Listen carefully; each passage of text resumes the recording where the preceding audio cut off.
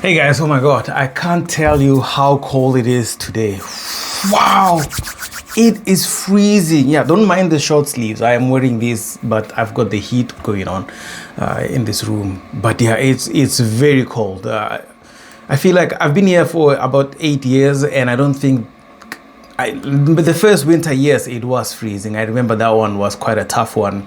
And I thought, how am I going to survive living in Japan? How am I going to survive living in the northern hemisphere if the winters are like this? But then over time, I got used to them. And at the same time, thanks to climate change, global warming, it started getting warmer. The winters were a little bit shorter.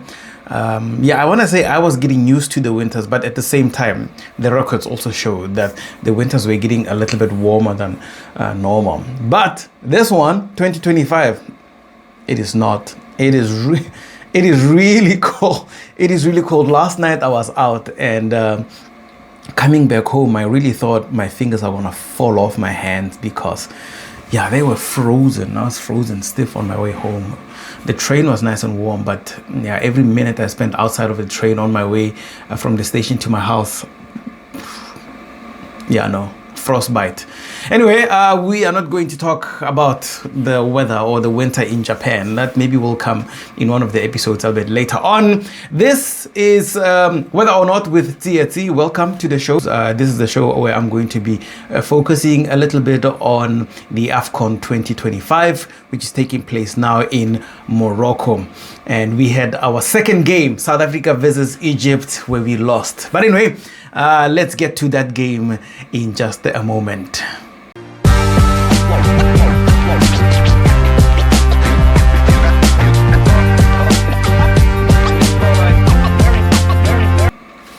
Yeah, guys, I really can't believe that we didn't win that game. I thought everything was just kind of,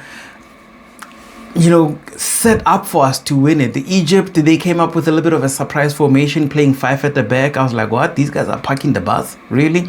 But when I think about it in hindsight, both teams, South Africa and Egypt, they both just needed a draw to qualify based on how the previous game had gone. Angola versus Zimbabwe, that ended in a 1-1. I didn't watch that game, but it sounds like it was quite an interesting one. I'll go back just now to go watch it. If you missed episode 1, I've already said there that I watch these games after they have played because the time zones are just not aligning. Although the Zimbabwe and Angola game was a little bit early for me to watch, it played at 9:30 for us Japan time. But at that time I was out. I mean, it's festive, it's holiday season, even though we don't really celebrate a lot of Christmas here in Japan. But I was out with some friends, we got some drinks, had some Japanese food. Yeah, not Japanese, we had some food. And so I missed that game, but I had to rush back home to watch Bafana Bafana versus Egypt. And also one of the reasons I am doing these videos is because I truly believe Bafana Bafana, South Africa, will win the AFCON this time around because we won it 30 years ago. And I think we are living in an infinite loop. I know this sounds crazy, but I think we are living in a bit of a cycle where things repeat themselves, history repeats itself. And this time around, 30 years later, the last time we won the AFCON was in 1996, so 30 years ago. Well, 29, but this is AFCON 2025 going into 2026. The final will be played in 2026. So it will be 30 years since we last lifted that trophy. And 30 years ago, we hosted the Africa Cup of Nations, AFCON. And now it's being held in Morocco. And Morocco, I think they also played to a draw in their second game, but I think they're pretty decent. They will go quite far. I wanna say they might get to the final, but we'll see.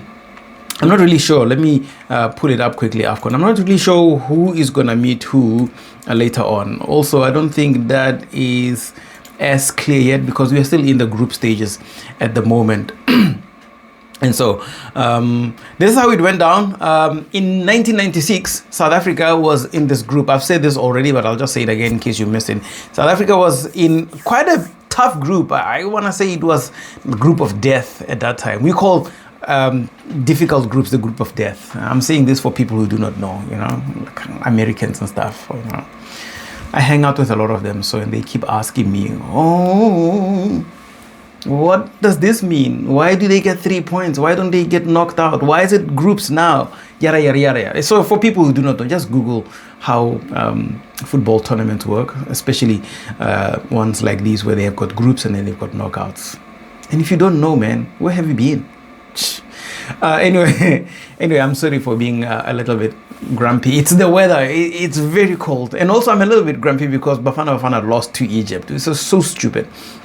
Anyway, 1996, we were in this group that had Cameroon, Angola, and Egypt in it. And it was a tough group. So 4 teams, South Africa, Angola, Cameroon, and Egypt. Very tough group. And the top two teams went through. It was South Africa and Egypt. This year, 2025, AFCON 2025, our groups are so similar again. Or our group is so similar to that one back in 1996 in that it's again South Africa, Egypt, and Angola, but the difference is instead of Cameroon, this time we've got Zimbabwe in our group.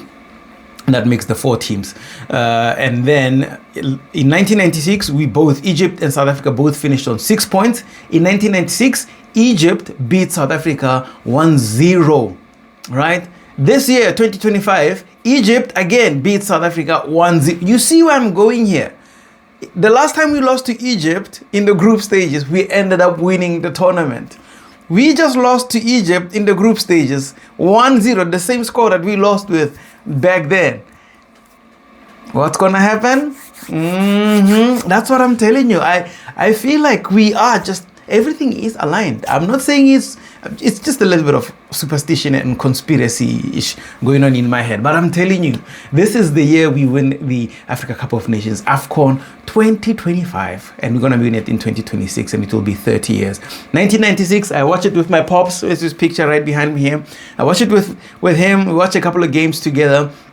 And he made it quite interesting for me. He kept me into the loop of things, what was happening. I was quite a young person at that time, but I was really into football by then. Well, not really into it, but I was just basically getting started loving football.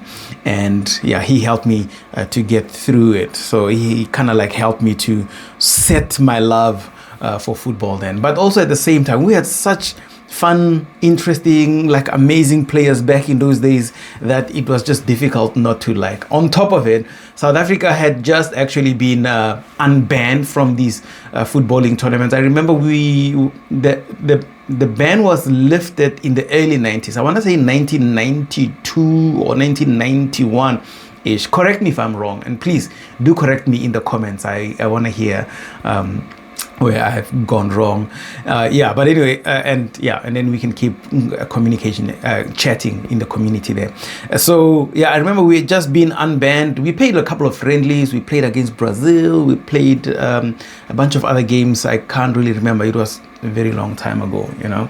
But then in 1996, we actually held or hosted the tournament, AFCON then, because Kenya couldn't host it. I think I want to say it was some political issue going on at that time, but the cop out or the easiest answer is that maybe the facilities were not ready at that time. If you do know the answer, please, just comment in the comment section then tell us why Kenya couldn't host it. But then South Africa was given the right to host it. Again, this is another similarity. Even now, 2025, I think Guinea was supposed to host AFCON now, but then they are also not ready, or they were deemed not ready back in 2023, and then there was another bidding round, and that's how Morocco won it. You see, another similarity. We lost to Egypt in the group stages, we went on to win it.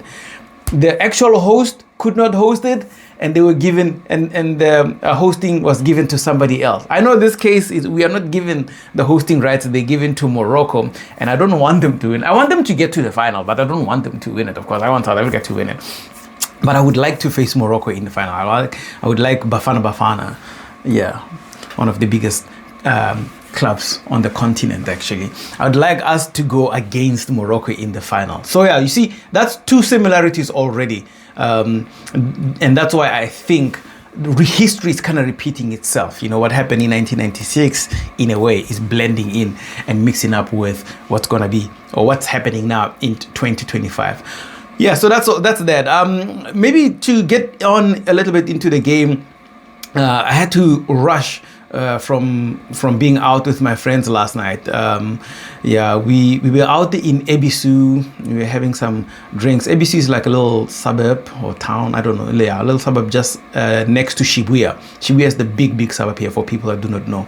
That's where just about everything happens there. Very crowded. It has the Shibuya crossing. It has it has, what other stuff does it have? It has the Shibuya Scramble, very tall building that people go up into the roof of. It has the place where I work, NHK is nearby there. There's also Hachiko statue, the Hachiko dog thing. If I get a picture, I'll put it up into the video so that you can see. But anyway, Shibuya, very popular. But we were out in Ebisu, in this place called Ebisu Yokocho, which is really nice. It's like a local style where people go out drinking and meeting up after work and stuff like. I don't know why I said local style. Where the locals go, that's what I meant to say. But anyway, the game yesterday, I had to rush from the station. It was cold. Bolted my way from the station into my apartment, and I switched on the TV. And I gotta tell you, it was midnight by the time I got home.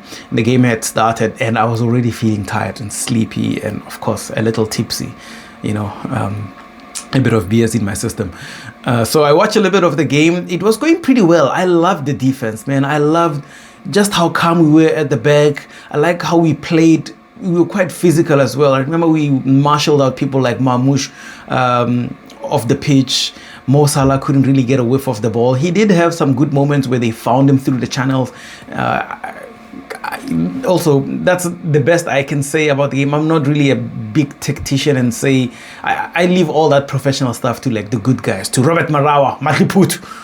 So I can't say any much more than that. But I do remember us playing really well. We were defending quite well. I felt that maybe we were not very creative. Again. That's stuff for Robert and them. That's stuff for Walter. Stuff for those guys to analyze and El Professore. But I feel like we were not really creative. We couldn't really break them down. Egypt also came with a solid plan to really defend. They were happy to let us have the ball, and they were happy to just sit back, which really sucked, and hit us on the counter. It reminded me a little bit of Ole Gunnar Solskjaer's Manchester United, which sucked. And again, Bafana Bafana also reminded me of Solskjaer's Manchester United, because they couldn't break down the low block. We needed some creativity there. I just don't know what wasn't clicking right. And then to make matters worse, they get this really soft penalty. That was very dodged. That should not have been a penalty. I mean, it was so soft. If I remember correctly, because I was half asleep at that time. Mo Salah got a little bit of a hand in his face, but it was really soft. Come on. I saw someone on Twitter said the only way Egypt could win that match is by buying the referees. But I don't think people always try to make really silly excuses, like they try to belittle how professional the referees are, or they try to add in that, oh no, AFCON is so corrupt because it's run by Africans. It's really stupid. But and the matters became even worse when we were denied a penalty in the second half. And I must say, I had to, when I woke up, I had to rewatch the second half because I had missed it. I fell asleep halfway through the first half. But when I rewatched the game and then I saw the penalty, I was like, oh, come on, the hand is stretched out. That should be a penalty. But at the same time, it's the hand that is falling on. So he's kind of balancing himself.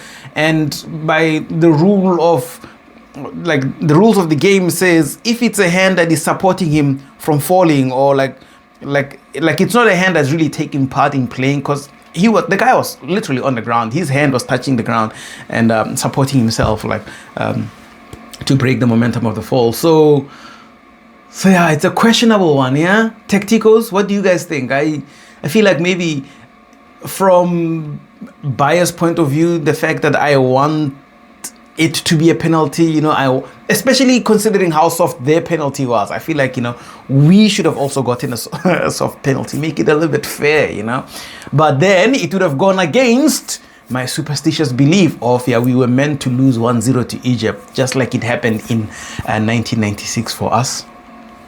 Yeah, to do the things and go forth and win eventually. So it's okay. I don't think it's all doom and gloom just yet. We lost, yes, fine, but we still got one game to go. Yeah, we're going to be playing Zimbabwe in our last game. So it's going to be the Battle of SADC. Battle of Southern Africa. We're going to see who's going to come out tops there.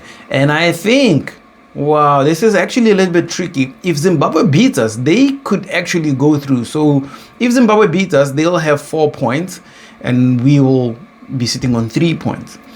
We need at least a draw. Yeah, we need a draw so that, and hopefully Angola does not beat Egypt, because if they beat Egypt, they also get 4 points. Wait, let me pull up the table and see how things are looking here. But I feel like we are back to those days where we have to count the points and see who's doing what, who's getting where. Oh, getting shaky already. Bafana Bafana. But yeah, no, I'm not concerned at all. We are going to do this, man. This is the year, right, Dad? This is the year. Yeah, no, absolutely, this is the year we win AFCON. I hope this doesn't freak you out, me referring to a dead man here. There's a picture of my dad. He died in 1996 in that AFCON. We were watching that AFCON, and by the semi-finals, the guy decided to check out. So sad. But anyway, I'm trying to look up the group stages, or actually the standings, on how it's looking at the moment. Yeah, so it's not bad. I think we are doing fine. Yeah. South Africa is sitting second on the group with 3 points. Egypt is sitting sixth. What am I saying? Egypt is sitting first with 6 points. Yeah.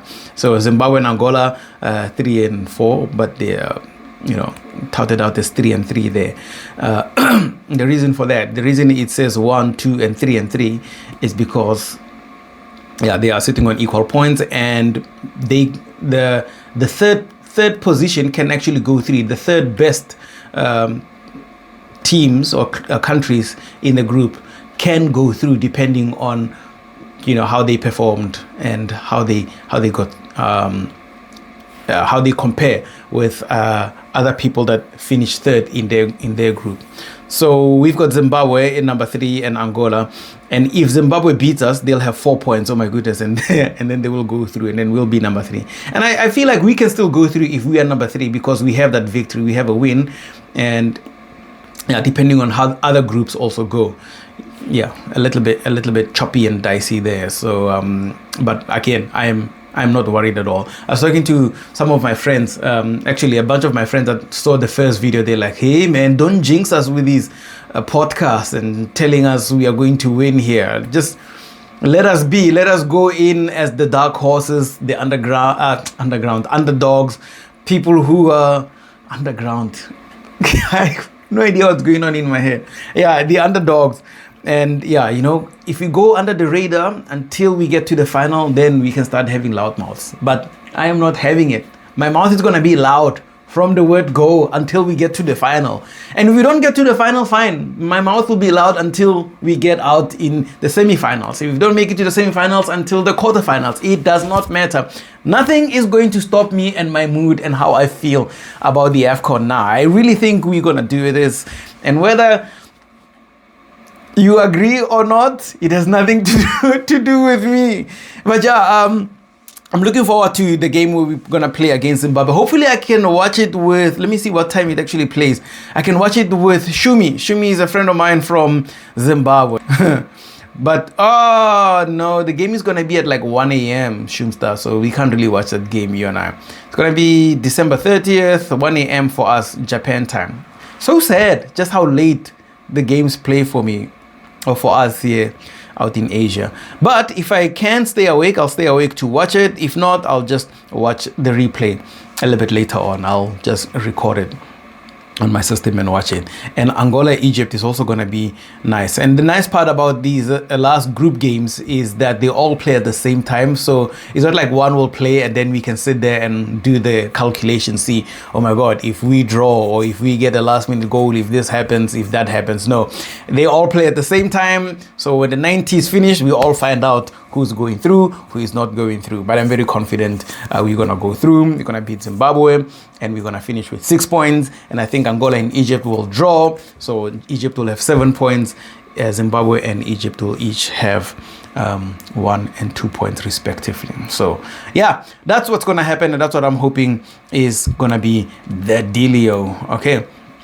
I think, yeah, I'm pretty much done with the video, because that's all I wanted to say. We missed out. Maybe the only addition I can add in is that my other team, my Benas, Manchester United, somehow they managed to scrape off a win. Oh my goodness.